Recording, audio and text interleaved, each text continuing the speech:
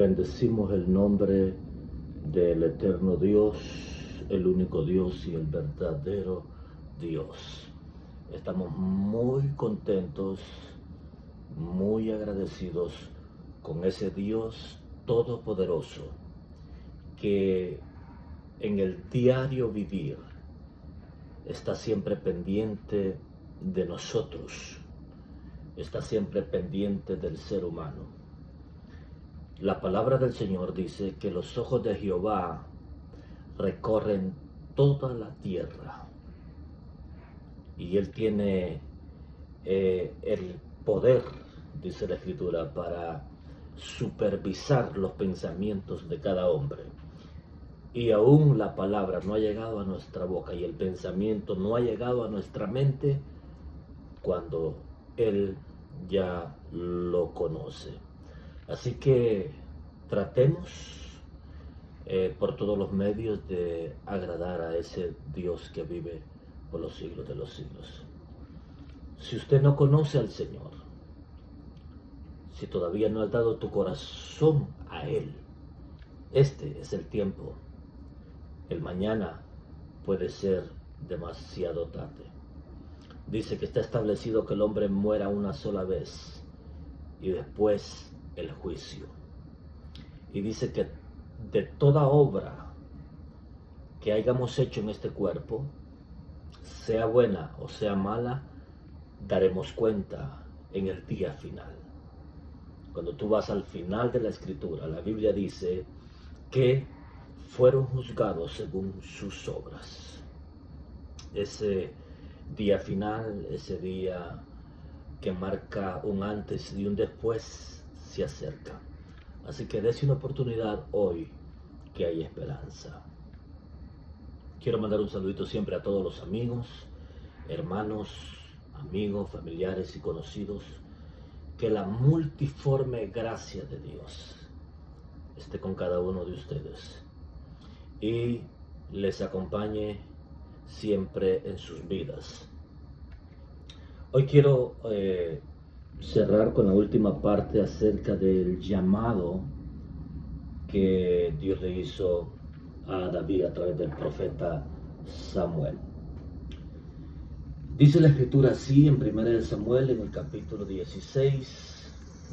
Vamos a leer unos versos para refrescar lo que estaba yo hablando. Y si es de bendición para su vida o para todos aquellos que puedan ver esta reflexión, démosle siempre el honor y la gloria a nuestro Dios. Dice así la Escritura en 1 Samuel, en el capítulo 16 y el verso 1, dice: dijo Jehová a Samuel: ¿hasta cuándo llorarás a Saúl, habiéndolo yo desechado, para que no reine sobre Israel? Llena tu cuerno de aceite, y ven, te enviaré a Isaí de Belén, porque de sus hijos me he provisto de rey. Y dijo Samuel: ¿cómo iré? Si Saúl lo supiera, me mataría. Jehová respondió: toma contigo una becerra de la vacada, y di: a ofrecer sacrificio a Jehová he venido. Y llama a Isaí al sacrificio, y yo te enseñaré lo que has de hacer, y me ungirás al que yo te dijere. E hizo pues Samuel como le dijo Jehová, y luego que él llegó a Belén, los ancianos de la ciudad salieron a recibirle con miedo y le dijeron: ¿es pacífica tu venida? Él respondió: sí, vengo a ofrecer sacrificio a Jehová, santificaos y venid conmigo al sacrificio. En el primer mensaje dije que Dios va a hacer un cambio de rey. El primer rey de Israel es Saúl. Él ha reinado aproximadamente 40 años. Empezó bien y terminó mal, cosa que no se puede hacer en este camino.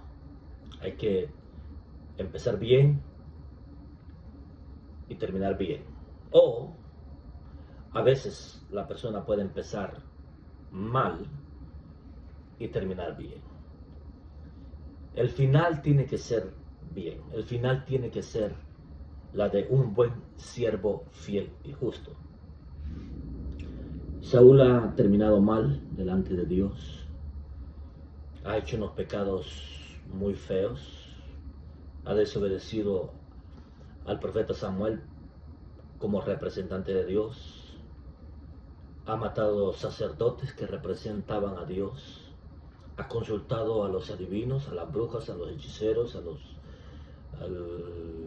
espíritu del diablo, cosa que ha desagradado a Dios. Y Dios, que es el dueño, que es el que manda, ha determinado que ya no sea rey sobre Israel. Era menester que todo rey tenía que tener una copia de la ley y leerla todos los días para que no se enriqueciera, para que no se enorgulleciera, para que no hiciera lo malo delante de los ojos de Dios, para que no llegase a tener muchas mujeres y pecase contra Dios, que después nosotros lo vemos con Salomón. O sea, en otras palabras, el Señor sabía el peligro que hay si no se conocen sus leyes, si no se conoce la forma que Él quiere que caminemos. Por eso dice la Escritura, un pueblo sin conocimiento, o un pueblo sin profecía, o sin conocimiento, o sin revelación, se desenfrena. Pero también dice la Biblia que un pueblo sin conocimiento es engañado, es destruido. Mi pueblo fue destruido porque le faltó conocimiento, dice la Escritura. Pero un pueblo entendido, los entendidos resplandecerán como el firmamento, dice la Escritura en el libro de Daniel. Y bienaventurados los que enseñan la justicia, los hombres, porque conocen la verdad. Bienaventurados los que enseñen estos mandamientos, dice, los hombres. Entonces, Dios aquí ya decidió hacer un cambio. Recuerden, hermano, Dios es el que pone y quita reyes. El rey Baltasar y el rey Nabucodonosor reconocieron ese señorío. Dijeron, ¿acaso no eres tú Dios? ¿Acaso no eres tú rey en los cielos? Tú haces y deshaces en el mundo, en el mundo de los espíritus, en el ejército del cielo y en el mundo de los hombres. Entonces, Dios es el que pone y quita reyes. Y Dios ha decidido quitar a Saúl y poner a David. Ahora, es interesante en este pasaje porque el profeta Samuel creo que tiene una profundidad en lo que es la palabra del Señor, porque Él lo ha dicho, yo he andado recto delante de Dios, y la Escritura dice que en cierta oportunidad vinieron los ancianos a reclamarle que los hijos de Samuel no andaban bien en los mandamientos y los estatutos de Dios como tú. Y los ancianos, estos mismos ancianos que se le presentaron a Samuel, esos mismos ancianos tenían autoridad para quitarlo, y Samuel dijo, no hay problema. Entonces Samuel da testimonio que es un hombre que camina en los mandamientos y los estatutos de Dios, y que es un hombre con un buen testimonio. Pero como conoce la profundidad de Dios, él está pidiendo misericordia. Él sabe que Dios es lento para la ira y grande en misericordia. Él sabe también, Samuel sabe, que Dios se complace más en la misericordia que en el juicio. Pero una cosa es que tú consultes a Dios, y está bien consultar al Señor, porque esa tiene que ser nuestra prioridad en esta vida. Pero cuando tú consultas a Dios en base a su palabra, y Dios te dice que ya se terminó el tiempo para esa persona, o para ese proyecto, para ese propósito, o para esa decisión que tú vas a tomar, Dios manda.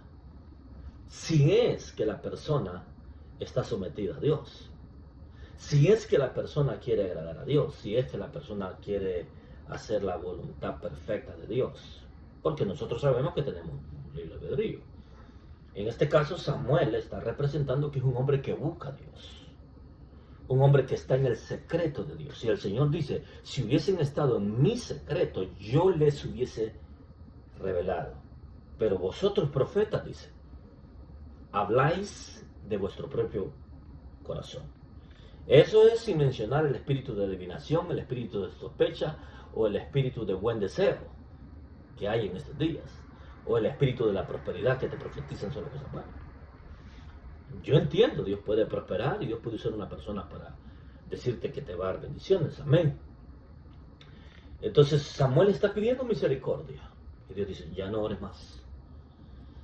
Dios te puede decir a ti y a mí que ya no oremos por ciertas personas, porque es lo mismo que Dios vio en Génesis capítulo 6 con aquella generación que dice que Dios vio que en sus corazones y en sus pensamientos ya estaba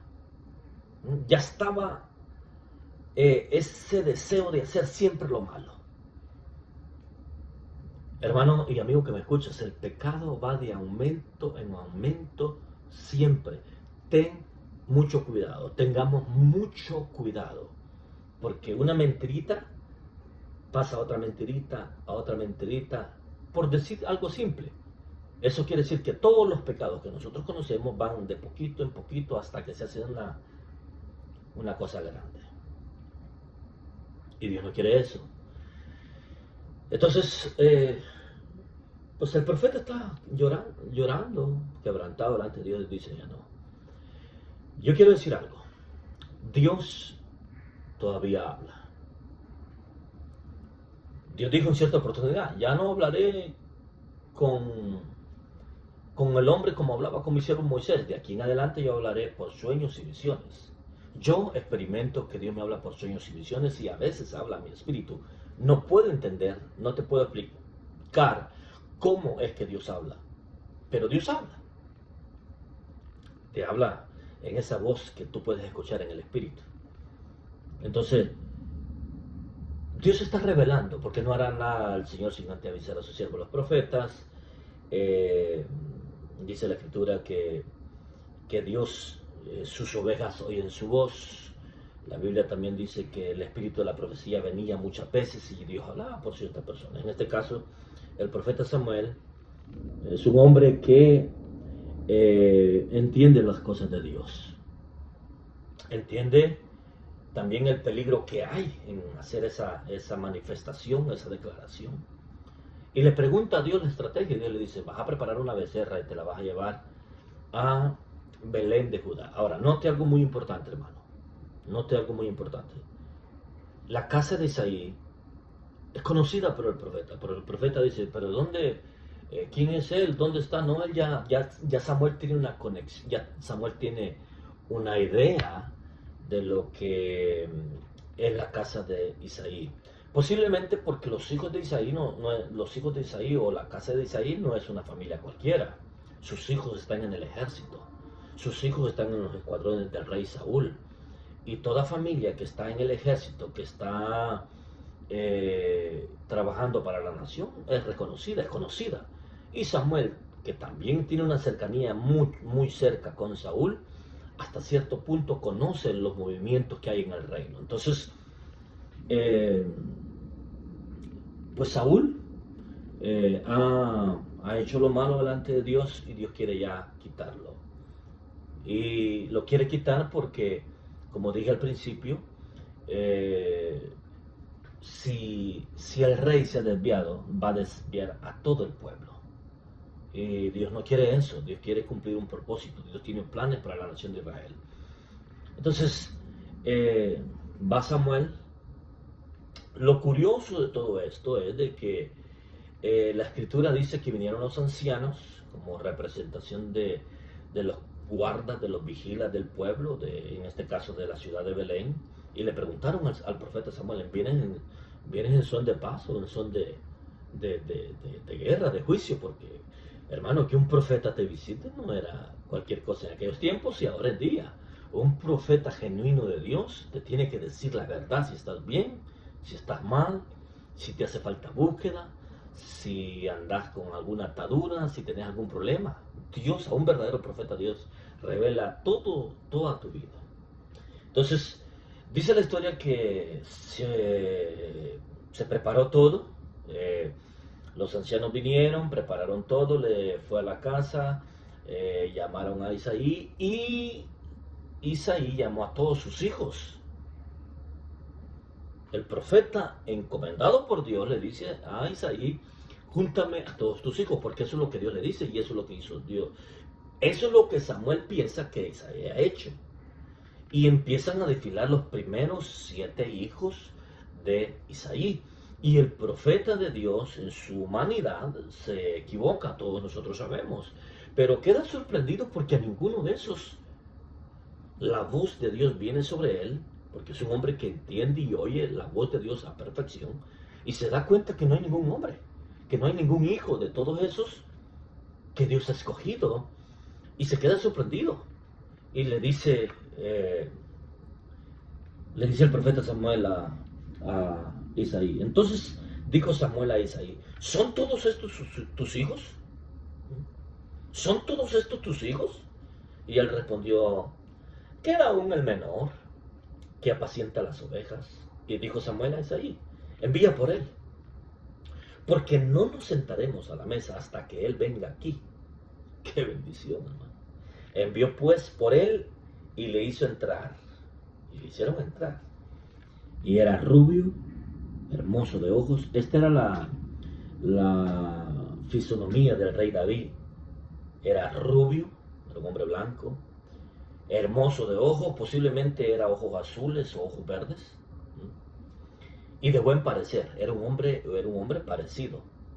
Ahora, lo que no se sabe es si tenía el cuerpo adecuado para estar en el ejército, pero sí conocemos nosotros por la palabra que como que no daba la medida para ser un soldado de Dios. Pero recordemos algo, el Espíritu de Dios no estaba todavía sobre David.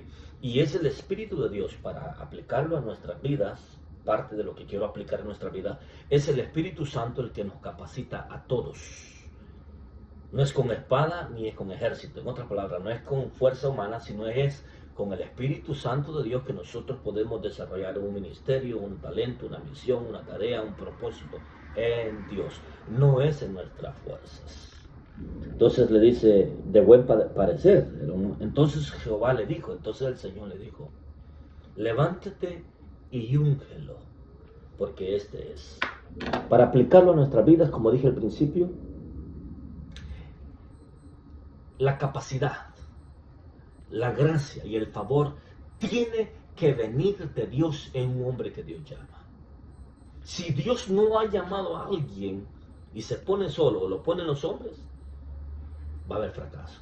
Pero si Dios ha llamado a un hombre, aunque ande en medio de los valles, de las persecuciones, luchas, pruebas, tribulaciones, ataques, traiciones, etcétera, etcétera, etcétera, ese hombre y esa mujer, si se mantiene recto, porque lo que mantuvo a David era su integridad, él lo dice muchas veces en el Salmo, en medio de todos esos acontecimientos que van a venir o que han venido a través desde que David nació, su integridad con Dios lo ha mantenido protegido. Porque dice Daniel también, Daniel dice, es que delante de Dios yo fui hallado inocente, delante de Dios yo no fui hallado culpable, dice. Entonces, la integridad, la fidelidad y la obediencia a Dios es la que Dios está honrando a David en esta escena, y es Dios mismo el que abre la puerta. Ahora, punto número uno. Punto número dos, es que Dios es el que te honra delante de los hombres, no los hombres te tienen que honrar. Por primera vez en la vida de David, Dios va a exhibir delante de los ancianos de Israel, la máxima autoridad, delante de su padre, sus primogenitores, delante de su familia, que hay un propósito del eterno Dios para su vida, y es que sea rey. Imagínate, hermano. Si el buen trabajo despierta la envidia, ahora te imaginas qué sucedería en la vida de David, en sus hermanos que no lo querían y en todos los demás que se dieron cuenta. Tanto así que cuando el Espíritu de Dios vino sobre David, dice que llegó un consejero, un cercano a David, y dio testimonio de las cualidades de la unción y del poder que David tenía cuando tocaba el arpa, después de que la unción había caído sobre él. Este es otro punto muy importante. Sin la unción, sin la presencia de Dios, no somos nada, no hay revelación de Dios.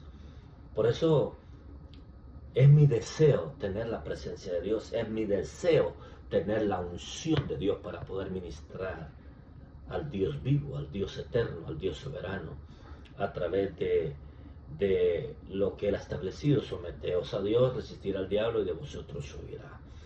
Entonces, por primera vez, el mismo Dios sorprende, no solamente a David, sorprende a su padre y a sus hermanos y a los ancianos, porque está revelando quién es el segundo rey de Israel.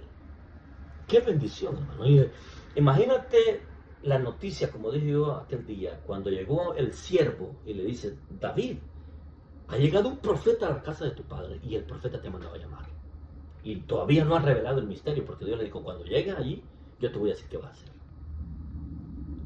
Y qué bendición, hermano, que el aceite que representaba el aceite de la santa unción cayó sobre este hombre. Y dice que desde aquel día el Espíritu de Dios vino sobre David. ¿Qué necesitamos en estos días?